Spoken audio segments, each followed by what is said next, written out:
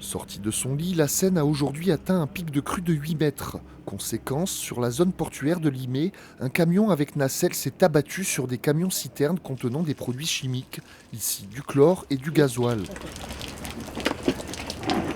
Ce scénario catastrophe est en réalité un exercice grandeur nature, un exercice de dépollution que la France va mener conjointement avec l'Union européenne.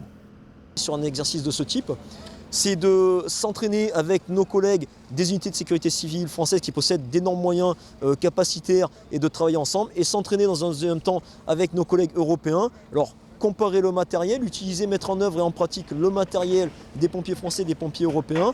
Et aussi, il y a la barrière de la langue qui fait qu'il y a un exercice de difficulté supplémentaire qui doit nous obliger effectivement à s'entendre pour mener au mieux l'opération. Pour cette opération, 4 pays ont répondu à l'appel, l'Italie, l'Espagne, la République tchèque et la Belgique. L'enjeu, travailler ensemble et rapidement pour éviter toute contamination. Ernest, lui, dirige l'équipe espagnole. Il y a une équipe qui s'en occupe de l'intervention pour faire la reconnaissance, l'intervention. Il y a notre petite équipe qui s'en occupe de la décontamination. Le matériel, les détecteurs sont les mêmes à peu près, mais on ne change presque rien.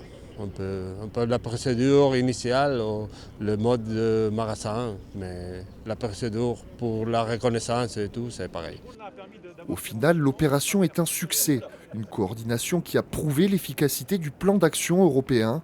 La dernière grande crue de la Seine date de 1910 mais constitue aujourd'hui un risque majeur que la région sera amenée à connaître.